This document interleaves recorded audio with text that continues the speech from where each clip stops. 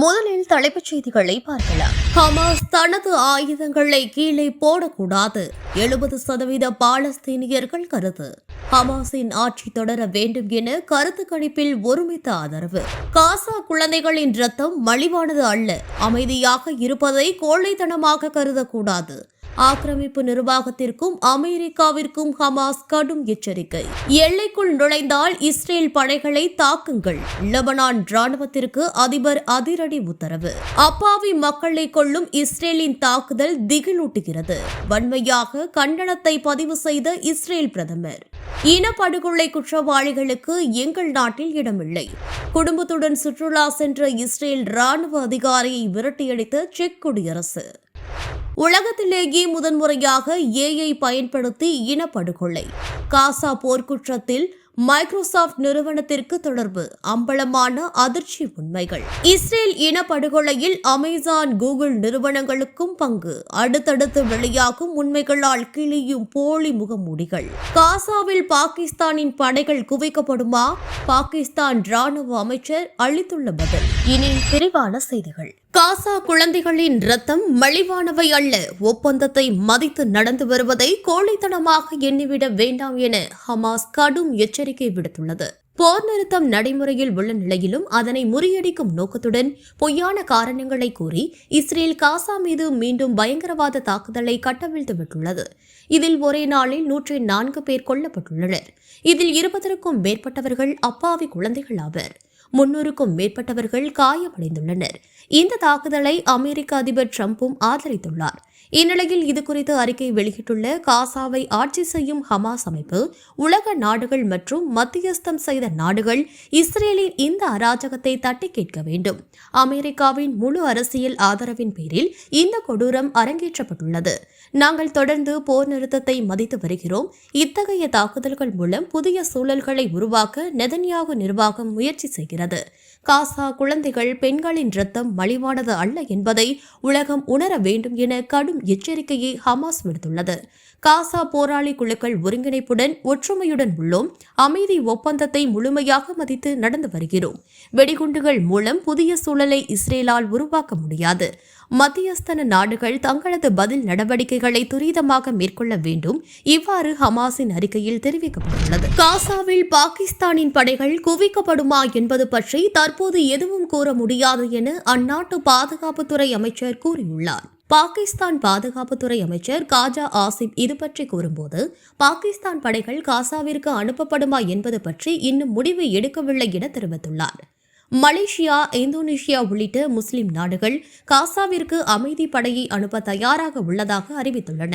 Donald டிரம்பின் 20 அம்ச திட்டத்தின்படி காசாவில் தற்காலிக நிர்வாகம் ஆட்சி செய்வது மற்றும் முஸ்லிம் நாடுகளின் படைகள் பாதுகாப்பில் ஈடுபடுவது போன்ற அம்சங்கள் இடம்பெற்றுள்ளன. காசாவின் 50% பகுதிகளை கட்டுப்பாட்டிற்குள் வைத்துள்ள ஹமாஸ் அமைப்பு, வெளிநாட்டு படைகள் அனைத்தும் ஆக்கிரமிப்பு படைகளாகவே கருதப்படும் என்றும், தனி நாடு உருவாக்கப்பட்டு பாலஸ்தீனியர்களை உள்ளடக்கிய ராணுவம் உருவாக்கப்பட்டால் மட்டுமே தங்களது ஆயுதங்களை கீழே போடுவோம் என்றும் தெரிவித்துள்ளனர். ஹமாஸின் சம்மதம் இல்லாமல் எந்த முஸ்லிம் நாடும் படைகளை அனுப்ப மாட்டார்கள் என்று கூறப்படுகிறது. இதனை உறுதி செய்யும் வகையில் பாகிஸ்தான் அமைச்சரின் கருத்தும் அமைந்துள்ளது. ஏஐயை பயன்படுத்தி உலகின் முதல் இனப்படுகொலை காசாவில் நடந்திருப்பது அம்பலமாகியுள்ளது. ஜெர்மனி நாஜி படைகள் நடத்திய அழித்தொழிப்புகளுக்கு எப்படி IBM காரணமாக இருந்ததோ அதேபோல காசா இனப்படுகொலைக்கு மைக்ரோசாப்ட் காரணமாக இருப்பதாக சுதந்திர விசாரணைகள் மூலம் அம்பலமாகியுள்ளது. மின்ட் பிரஸ் நியூஸ் பத்திரிகையாளர் ஆலன் மேக்லியோட் வெளியிட்டுள்ள தகவல்கள் மைக்ரோசாப்டின் உண்மையான முகத்தை அம்பலப்படுத்தியுள்ளது.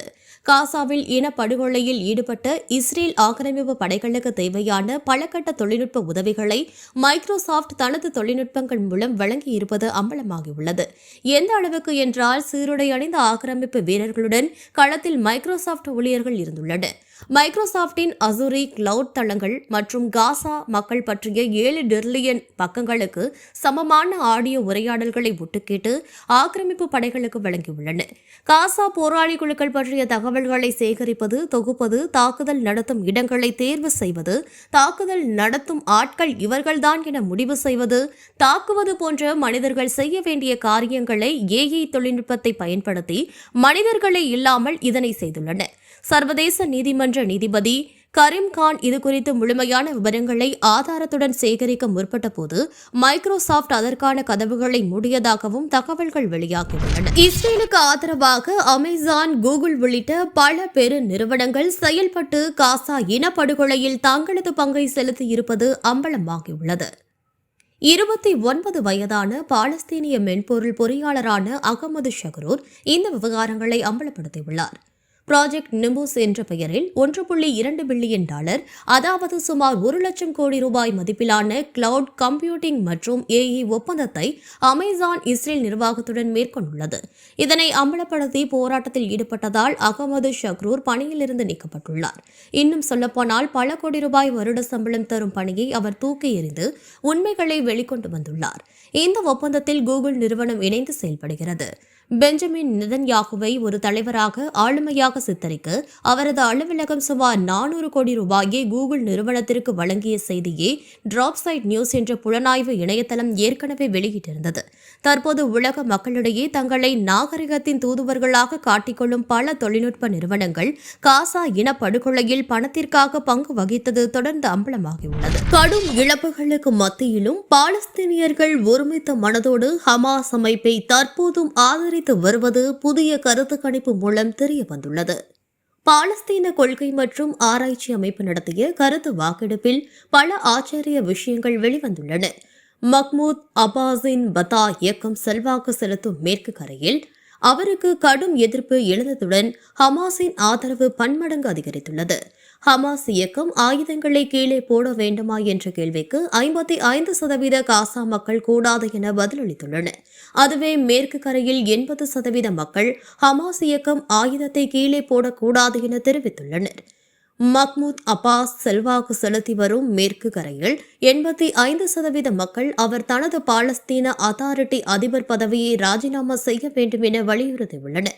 பாலஸ்தீன நிலத்தில் வெளிநாட்டு படைகளை அனுமதிக்க கூடாது என மேற்கு கரையில் 78% மக்களும் காசாவில் 52% மக்களும் தெரிவித்துள்ளனர். ஹமாஸ் தனது ஆயுதங்களை கீழே போடாமல் அதே நேரம் எல்லைப் பகுதியை முஸ்லிம் நாடுகளின் படைகள் பாதுகாக்கலாம் என காசாவின் 53% பேரும் மேற்கு கரையில் 43% பேரும் கருத்து தெரிவித்துள்ளனர். 2 ஆண்டுகள் போர் காசா மக்களை சொல்ல முடியாத துயரத்தில் ஆழ்த்திய நிலையில் ஹமாஸ் இயக்கத்திற்கு செல்வாக்கு தொடர்ந்து அதிகரித்திருப்பது ஆச்சரியங்களை ஏற்படுத்தியுள்ளது. மோசமான குற்றங்களில் ஈடுபட்டுள்ளீர்கள் என கூறி சுற்றுலா வந்த இஸ்ரேல் வீரரை திருப்பி அனுப்பியுள்ளது செக் குடியரசு நாடு. செக் குடியரசு நாட்டிற்கு இஸ்ரேலிய ஆக்கிரமிப்பு ரிசர்வ் வீரர் ஒருவர் தனது மனைவியுடன் விடுமுறையை கழிக்க சுற்றுலா சென்றுள்ளார். தலைநகர் பிராகா விமான நிலையத்தில் அவரை சூழ்ந்து கொண்ட 4 காவல்துறை அதிகாரிகள் அவரை காத்திருக்க சொல்லி பிறகு விசாரணைக்கு அளித்துள்ளனர். தொடர்ந்து ஒரு நாள் முழுவதும் விசாரணை நடத்தியுள்ளனர். பிறகு நீங்கள் கொடூர குற்றங்களில் ஈடுபட்டுள்ளீர்கள், உங்களை அனுமதிக்க முடியாது, உடனே இஸ்ரேலுக்கு திரும்பி செல்லுங்கள் என விரட்டியடித்துள்ளனர். இதுகுறித்து தெரிவித்த ஆக்கிரமிப்பு வீரர் மிக மோசமாக தன்னை நடத்தியதாகவும் தனது சொந்த பணத்தில் ரிட்டர்ன் டிக்கெட் எடுத்து திருப்பி அனுப்பப்பட்டதாகவும் கூறியுள்ளார்.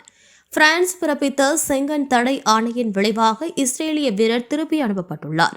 அதாவது பாலஸ்தீன் மற்றும் லெபனானின் போர்க்குற்றத்தில் ஈடுபட்டுள்ள இஸ்ரேலிய வீரர்கள் எந்த ஐரோப்பிய நாட்டிற்கும் செல்ல முடியாதவாறு பிரான்ஸ் தடை உத்தரவு ஒன்றை பிறப்பித்துள்ளது. செங்கன் ஒப்பந்தத்தில் உள்ள நாடுகளுக்கு இந்த தடை பொருந்தும். அதன் விளைவாகவே ஆக்கிரமிப்பு வீரர் விரட்டியடிக்கப்பட்டுள்ளதாக தகவல் வெளியாகியுள்ளது. இஸ்ரேலின் தாக்குதல் திகிலூட்டும் வகையில் கண்டிக்கத்தக்க ஒன்று என அயர்லாந்து பிரதமர் தெரிவித்துள்ளார். காசாவில் போர் நிறுத்தம் நடைமுறைக்கு வந்த பிறகும் தொடர்ந்து அவ்வப்போது வான்வெளி தாக்குதல்களையும் பீரங்கி தாக்குதல்களையும் ஆக்கிரமிப்பு படைகள் நடத்தி வருகின்றன. போர் நிறுத்தம் அமலுக்கு வந்த பிறகு மட்டும் இதுவரை காசா மக்கள் 211 பேர் படுகொலை செய்யப்பட்டுள்ளனர். சுமார் 600 பேர் படுகாயமடைந்துள்ளனர். இந்த சூழ்நிலையில் தான் இஸ்ரேலிய ஆக்கிரமிப்பு வீரர் ஒருவர் மர்மமான முறையில் கொல்லப்பட்ட நிலையில் அவரை ஹமாஸ் அமைப்பு கொலை செய்ததாக கூறி காசாவின் பல்வேறு இடங்களில் ஆக்கிரமிப்பு வான்படை விமானங்கள் திடீர் தாக்குதல் நடத்தின. இதில் 46 குழந்தைகள் உட்பட 104 பாலஸ்தீனியர்கள் கொல்லப்பட்டுள்ளதோடு 300க்கும் மேற்பட்ட பாலஸ்தீனியர்கள் படுகாயமடைந்தனர். அப்பட்டமாக போர் நிறுத்தத்தை இஸ்ரேல் மீறிய நிலையில் அமெரிக்க அதிபர் டிரம்ப் இதனை ஆதரித்துள்ளார். அரபு முஸ்லிம் நாடுகளும் மௌனம் காத்து வருகின்றன. இந்த சூழலில் அயர்லாந்து பிரதமர் மைக்கேல் மார்டன் வெளியிட்டுள்ள அறிக்கையில் போர் நிறுத்த ஒப்பந்தத்தை மீறி இஸ்ரேல் நடத்திய தாக்குதல் திகிலூட்டும் வகையிலானது வன்மையாக கண்டிக்கத்தக்கது என தெரிவித்துள்ளார். அப்பாவிகள் கொல்லப்படுவதை ஒருபோதும் ஏற்க முடியாது, இது சர்வதேச போர்க்குற்றம் என்றும் குறிப்பிட்டுள்ளார். இஸ்ரேல் படைகள் இனி லெபனானுக்குள் நுழைந்தால் பதில் தாக்குதல் நடத்தப்படும் என லெபனான் பிரதமர் ஜோசப் ஆவோன் அறிவித்துள்ளார். தெற்கு லெபனானை கட்டுப்பாட்டிற்குள் வைத்திருந்த ஹிஸ்புல்லா இயக்கம் இஸ்ரேலுடன் ஏற்பட்ட போர் நிறுத்தத்தை தொடர்ந்து தெற்கு எல்லையில் இருந்து வெளியேறியது. எல்லைப்புறத்தில் சில இடங்களில் இஸ்ரேல் தனது ராணுவ நிலைகளை அமைத்துக் கொண்டு தொடர்ந்து லெபனான் மீது தாக்குதல் நடத்தி வருகிறது. நாள்தோறும் வான்வழி தாக்குதல்களும் நடத்தப்பட்டு வருகின்றன. இந்த நிலையில் புதன்கிழமையன்று இஸ்ரேல் நடத்திய தாக்குதலில் லெபனான் நகரத்தின் நகராட்சி அதிகாரி ஒருவர் பலியானார். ஹிஸ்புல்லா அமைப்பு மட்டுமே இஸ்ரேலுக்கு தக்க பதிலடியை கொடுக்கும் என்றும் லெபனான் ராணுவத்தால் எதுவும் செய்ய முடியாது என்ற மனநிலை அந்நாட்டில் வலுத்தது. இந்த நிலையில் தலைமை ராணுவ தளபதியை லெபனான் அதிபர் ஜோசப் ஆவோன் சந்தித்து பேசினார். அப்போது லெபனானின் தெற்கு எல்லைக்குள் இஸ்ரேலிய படைகள் நுழைந்தால் தக்க பதிலடி கொடுக்குமாறு உத்தரவிட்டுள்ளார். இந்த அறிவிப்பு முக்கிய செய்தியாக வெளியானாலும் லெபனான் ராணுவத்தால் உரிய பதிலடி கொடுக்க முடியாது என்பதே கள நிலவரமாக உள்ளது. மீண்டும் தலைப்புச் செய்திகள். ஹமாஸ் தனது ஆயுதங்களை கீழே போடக்கூடாது. 70% பாலஸ்தீனியர்கள் கருத்து. ஹமாஸின் ஆட்சி தொடர வேண்டும் என கருத்து கணிப்பில் ஒருமித்த ஆதரவு. காசா குழந்தைகளின் ரத்தம் மலிவானது அல்ல. அமைதியாக இருப்பதை கோழைத்தனமாக கருதக்கூடாது. ஆக்கிரமிப்பு நிர்வாகத்திற்கும் அமெரிக்காவிற்கும் ஹமாஸ் கடும் எச்சரிக்கை. எல்லைக்குள் நுழைந்தால் இஸ்ரேல் படைகளை தாக்குங்கள். லெபனான் ராணுவத்திற்கு அதிபர் அதிரடி உத்தரவு. அப்பாவி மக்களை கொல்லும் இஸ்ரேலின் தாக்குதல் திகிலூட்டுகிறது. வன்மையாக கண்டனத்தை பதிவு செய்த இஸ்ரேல் பிரதமர். இனப்படுகொலை குற்றவாளிகளுக்கு எங்கள் நாட்டில் இடமில்லை. குடும்பத்துடன் சுற்றுலா சென்ற இஸ்ரேல் ராணுவ அதிகாரியை விரட்டியடித்த செக் குடியரசு. உலகத்திலேயே முதன்முறையாக ஏஐ பயன்படுத்தி இனப்படுகொலை. காசா போர்க்குற்றத்தில் மைக்ரோசாப்ட் நிறுவனத்திற்கு தொடர்பு. அம்பலமான அதிர்ச்சி உண்மைகள். இஸ்ரேல் இனப்படுகொலையில் அமேசான், கூகுள் நிறுவனங்களுக்கும் பங்கு. அடுத்தடுத்து வெளியாகும் உண்மைகளால் கிளியும் போலி முகமூடிகள். காசாவில் பாகிஸ்தானின் படைகள் குவிக்கப்படுமா? பாகிஸ்தான் ராணுவ அமைச்சர் அளித்துள்ள பதில்.